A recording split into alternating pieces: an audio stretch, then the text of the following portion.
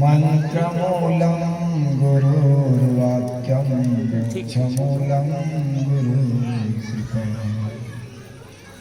गुरुर्देवो गुरुर्धर्मो गुरुर्निष्ठा परं तपः। गुरुर्परं नास्ति नास्ति तत्त्वं गुरुर्परम्।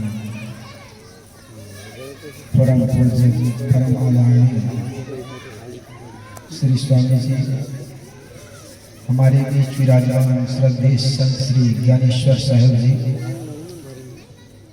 इस मंच पर विराजमान परम सम्मानीय संत जन, सत्संग प्रेमी बंधुओं, शक्ति भक्ति के स्रोत ममतामय माताओं, मैं कुछ कहूँ इसके पूर्व एक भजन सभी लोगों गाना गुनगुनाना।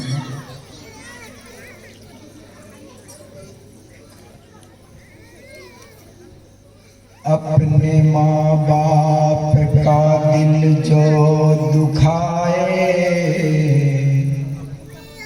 वो सुखी कैसे जीवन में पाए। अपने माँ बाप का दिल जो दुखाए, जीवन में सुख कैसे पाए। आप लोग जब कोई मांगने आता तब कहते साहब इस साल बारिश नहीं हुई, बड़ी गरीबी है, क्या दादा। मैं आप लोगों से कुछ मांग नहीं रहा, केवल प्रार्थना गुनगुनाना है, गाना है। इसमें भी काहे कंजूसी करते हो, या तो मेरी भाषा आप लोग समझ नहीं पा रहे हैं, या तो आप आलसी कर रहे हैं। बात क्या है, आवाज समझ नहीं आ रही है? आवाज समझ में नहीं आ रही तो गुनगुनाओ कुछ। प्रकृति ने जुबान दी है, कुछ जीव को हिलाओ। अपने माँ बाप का दिल जो दुखाए, वो सुखी कैसे जीवन में पाए। अपने माँ बाप का दिल जो दुखाए, वो खुशी अपने जीवन में कैसे पाए। अपने माँ बाप का दिल जो दुखाए, वो सुखी कैसे जीवन में पाए। अपने माँ बाप का दिल जो दुखाए, वो अपने जीवन में सुखी कैसे पाए। है चलन जिंदगी का न्यारा, है चलन जिंदगी का न्यारा। बिन गुरु के न होता उजाला, बिन गुरु के न होता उजाला। जो गुरु को ही ज्ञान सिखाए, वो सुखी कैसे जीवन में पाए। जो गुरु को ज्ञान सिखाए, वो सुखी कैसे जीवन में पाए। अपने माँ बाप का दिल जो दुखाए, वो सुखी कैसे जीवन में पाए। अपने माँ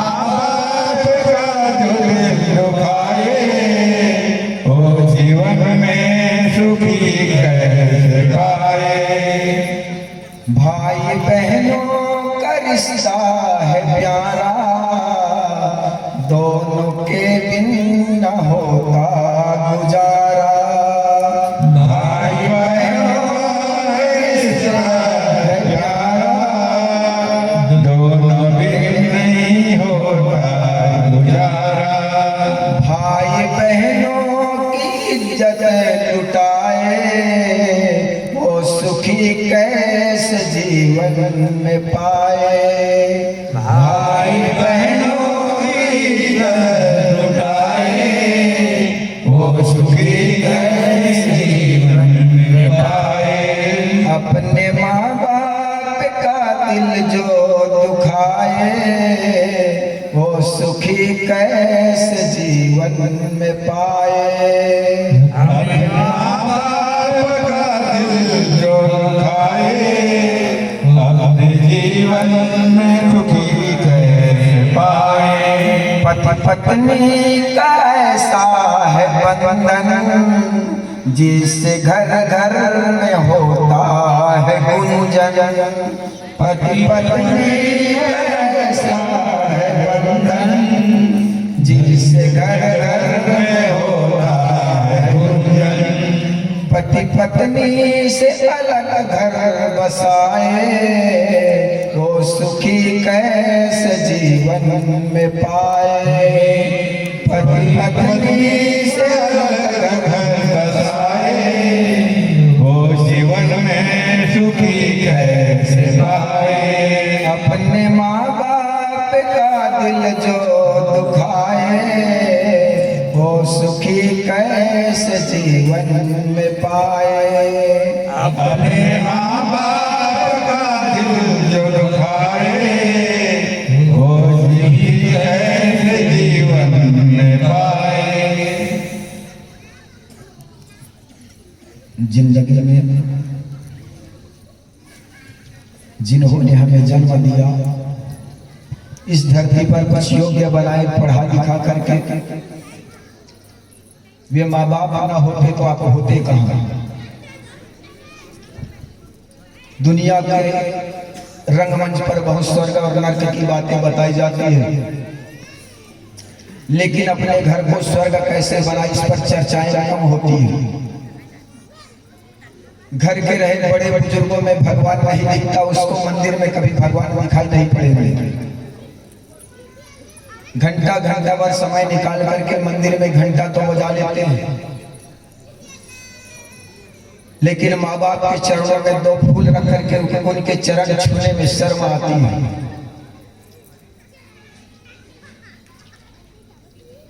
सदगुरु कबीर कहते हैं जिस व्यक्ति को अगर इंसान में भगवान नजर नहीं आता तो दुनिया के किसी भी जगह पर चले जाए उनको कभी भगवान का दर्शन हो नहीं सकता।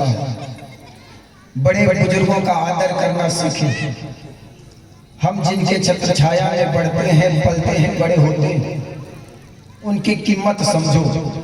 वे जब नहीं रहेंगे आदमी आंसू बहाते हैं, 1000 लोगों को बुला करके भंडारा कराते हैं, उससे होगा क्या? इसलिए जो है उसकी कीमत समझो। बड़े बुजुर्ग है उनका आशीर्वाद मिलता है, और जिनकी आंखें होती है वो दिखाई पड़ जाता है, लेकिन जो देखना नहीं चाहता है उसको ये सब दिखाई नहीं पड़ते। एक बाप थे, रिक्शा चलाया करता था। रिक्शा चला चला कर एक बेटा को पढ़ाया लिखाया, लेकिन बेटा की नौकरी लगी नहीं। लेकिन फिर भी थका नहीं बेचारा, फिर भी रिक्शा चलाया, पैसा कमाया। एक सुंदर सी बहू लड़की के साथ शादी कर दिया। घर में बहू आई। जब बहू आई तो शाम के समय बैठ करके रिक्शा चलाने वाला पिता ने कहा, बेटी ये तुम्हारे सास की जो जेवरात है आज मैं तुम्हें ये सौंपता हूँ। तुम्हारी सास जब मर गई तो मरते मरते कहती मेरी बहू आएगी ना तो ये जेवरात उनको दे देना, लेकिन वे नहीं है, इसलिए मैं उसका फर्ज अदा कर रहा हूँ। ये तुम्हारे जेवरात है, इसको पहनना। बेटी बहू बड़ा खुश हो गई। हकीकत में पिता यही है, उनको लगा कुछ रोज सेवा करते, सुबह उठ करके पिता के पैर छूते ससुर साहब। एक दिन ससुर बीमार पड़ गए, लेकिन घर में किसी को बताए नहीं।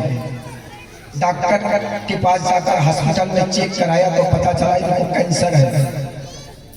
और डॉक्टर ने कहा तुम्हारे घर में जितने भी जेवरात और जमीन है ना सबको बेच दोगे, सारी इलाज हो जाएगा। बाप ने सोचा बच्चों को कंगाल बना करके जीवन मिले तो जीवन भी क्या जीवन है। उन्होंने इलाज कराया नहीं, घर के लोगों को बताया नहीं, लेकिन दिन ब दिन बीमारी के कारण सूखता चला जा रहा था। एक दिन बहू कहती है, पिताजी आप क्या बात है, खाने की कोई कमी नहीं है, फिर भी आपके शरीर में सिकन बढ़ते चले जा रहे हैं, सूखते चले जा रहे हैं, क्या कारण है? पिता ने बात टालते हुए कहा, नहीं बेटी ऐसी कोई बात नहीं, मैं बहुत स्वस्थ हूँ। किसी कारणवश डॉक्टर के पास बहू रानी गई तो डॉक्टर ने बताया तुम्हारे ससुर साहब को कैंसर है। जैसे ही कैंसर का नाम सुना तो हमको तो पैर जमीन पैर डाले की जमीन खिसक गई। आकर के अपने पिता को कहने लगे, पिताजी आप भी कैसे हैं? अरे हमारे घर की सारी जमीन बिक जाए, मेरे सारे गहने बिक जाए, लेकिन तुम्हारी इलाज कराएंगे। बहुत भी बड़ी समझदार थी, पूरी जेवरात बेच दी, घर में थोड़ी जमीन थी वो जमीन बेच दी, लेकिन पिता की इलाज कराया और पिता का इलाज हुआ। मन बड़ी प्रसन्नता हुई, कम से कम घर के जमीन भले बिक गए, कंगाल भले हो गए, लेकिन लोग तो नहीं कहेंगे इन्होंने अपने बाप का इलाज नहीं कराया। लेकिन शरीर कभी किसी का स्थिर रहने वाला नहीं है। एक दिन बेचारा खत्म हो गया, मर गए तो मर गए तो 2 महीने बाद लड़के का नौकरी लग गई और लड़के की जब नौकरी लग गई तो बहू रानी कहने लगे, देख पिताजी का आशीर्वाद व्यर्थ नहीं गया। पिताजी आशीर्वाद दे गए थे, जब ठीक हो गए ना तब ये कहे थे, बेटी तुम्हारे घर में किसी प्रकार की कमी नहीं रहेगी। आज आपकी नौकरी लग गई, पैसे की कोई कमी नहीं है। सुंदर मकान बनाए और मकान के दरवाजे पर अपने ससुर साहब की बहुत बड़ी मूर्ति रख दी, फोटो रख दी। रोज सुबह शाम वहां पर दीपक जलाया करते थे। लोग पूछते ये कौन है तो वे कहा करती थी हमारे कुल देवता हमारे पिताजी हैं। भले वे शरीर छोड़कर चले गए, लेकिन हमें आशीर्वाद दिया था ना, वो आशीर्वाद व्यर्थ नहीं गया। जिनकी आंखें होती वो देख लेते हैं। बड़े बुजुर्ग आपके घर से अगर प्रसन्नता पूर्वक विदा हो जाए ना तो समझना आपके घर में सौभाग्य लौट आया है। लेकिन आज बड़े बुजुर्गों के अनादर बढ़ते चले जा रहे हैं। बड़े लोगों के आदर करना सीखे, सम्मान करना सीखे। कभी कोई आ जाए, कोई पूछे ना तो कभी झिड़को मत। जब आप छोटे थे, कौआ जब आपके आंगन में उतरते थे उनसे पूछते थे, पापा ये क्या है, कौन है, मम्मी ये क्या है, वे 1000 बार कहते थे, बेटा ये कौआ है, बेटी ये कौआ है। वो थकते नहीं थे। आपके दरवाजे पर एक मेहमान आ जाते हैं, बूढ़ी दादी बगल में बैठा हुआ पूछती, बेटा कौन आया है? आप एक ही बार में झिड़क जाते हैं कि बूढ़े कहेगा बार बार चिल्लाते रहते, चुप क्यों नहीं रहते? बेचारे का मन टूट जाता है। इसलिए बड़े बुजुर्गों का आदर करना सीखो, सम्मान करो। और जिस घर में बड़े बुजुर्गों का आदर होता है उसी घर में स्वर्ग उतरता है। इसलिए अपने घर में स्वर्ग बनाओ, सबके साथ मीठी वाणी का बर्ताव करो। वचन तू सबसे मीठा बोल, वाणी का बान बुरा है, जिसकी वाणी में मीठापन है उसको सारा जगत चमन है। फिर मन चाहे तो डोल रे, वाणी का बान बुरा है। कभी किसी से गलती हो जाए कभी झिड़को मत। ये घर घर नहीं बहू आई, भोजन बनाने का बहुत अनुभव नहीं था। देखो आज माताओं की संख्या भी ज्यादा है, इसलिए माताओं पर बोलूंगा, कल आप लोगों पर बोलूंगा। बहू रानी जब आई थी तो पढ़ लिख करके हॉस्टल में पढ़ी रही थी और ऐसे ही शादी होकर के जब पहली बार ससुराल आई तो पहली बार किचन में जाकर के भोजन बनाने का अवसर मिला। तो ये अनुभव नहीं था कि मिर्चा कितना डालना चाहिए, नमक कितना डालना चाहिए। भूल से मिर्ची ज्यादा पड़ गई। भूल से जब ज्यादा मिर्ची पड़ गई, सासू माँ को जब खाने के लिए पारस कर गई, सासू माँ भी बड़ा समझदार थी।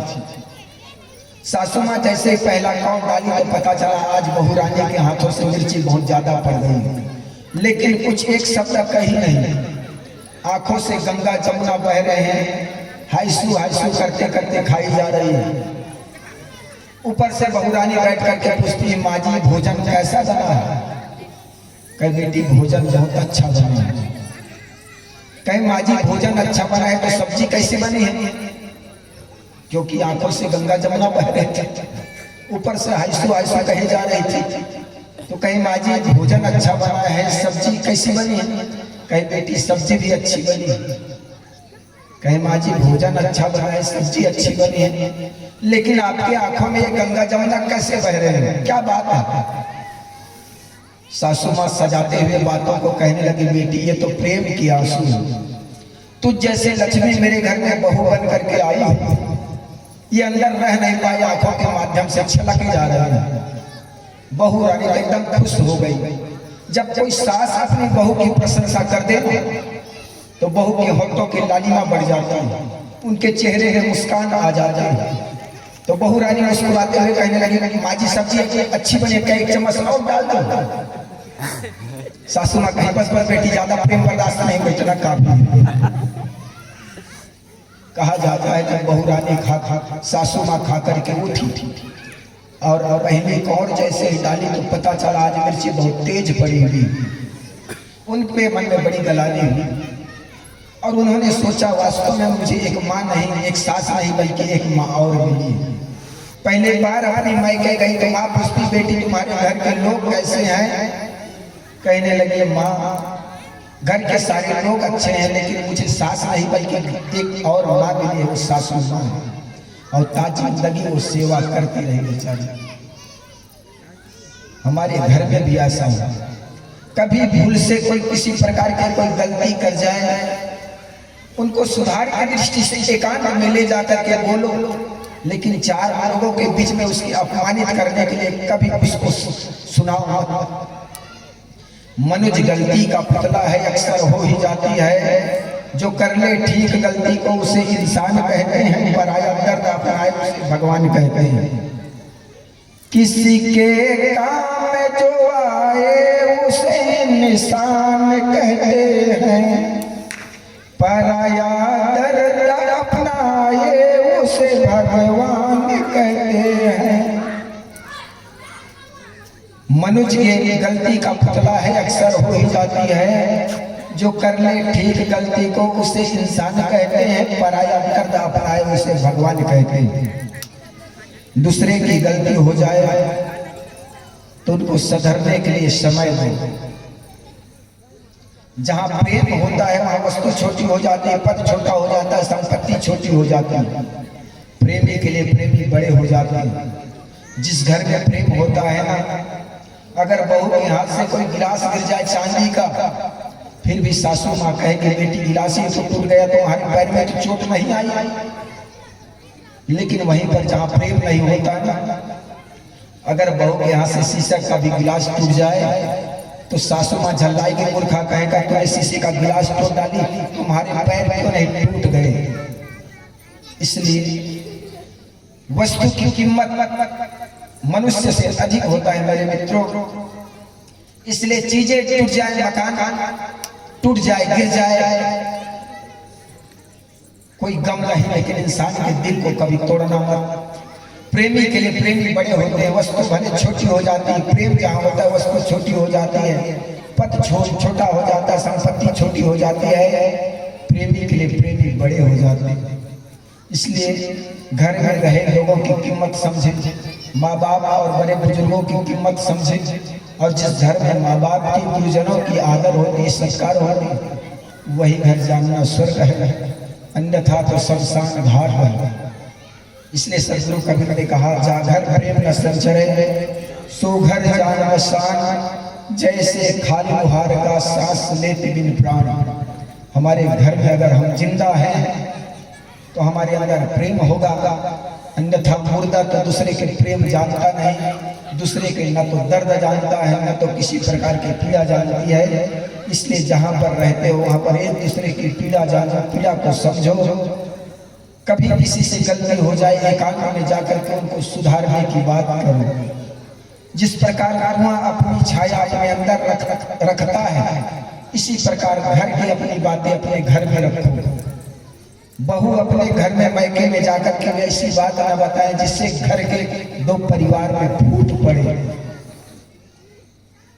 तो जिस प्रकार कभी कोई बात को लेकर के झगड़ा हो जाओ तो कभी लाठी मत बनाओ कि मैं उनसे बात नहीं करूंगा या नहीं करूंगी, बल्कि साहेब बंदगी सत साहेब जय श्री राम, जय राम जी की जय श्री कृष्ण करके बात शुरू कर लेना, ताकि आपके गांठ खुल जाए। उनकी ग्रंथि खुल जाए, आपके मन का गांठ खुल जाए। और अगर गांठें बना लोगे तो वैसा ही होगा जैसे आपके शरीर में जब फोड़े आते हैं ऊपर से बेला दोना चिपका देते हो, अंदर ही अंदर वो सूल बनता चला जाता है, वो मिटता नहीं है। इसी प्रकार आपके घर में कभी गांठें बन जाए, किसी बात को लेकर झगड़ा हो जाओ, कभी गांठें मत बनाना। तो सदगुरु कबीर का ये पद याद करें, एक साखी याद करें, जागर प्रेम न सच्चरे सोघर जान मसान, जैसे खाली लोहार का सांस लेते बिन प्राण। मृदुवानी सुंदर वर्ताओ सभी गुणों की खान है, प्रेम की गंगा बहे जहां पर वही घर स्वर्ग समान है। तो अपने घर को स्वर्ग बनाओ, इसके लिए जरूरी है सबके साथ मीठी वाणी का बर्ताव करो।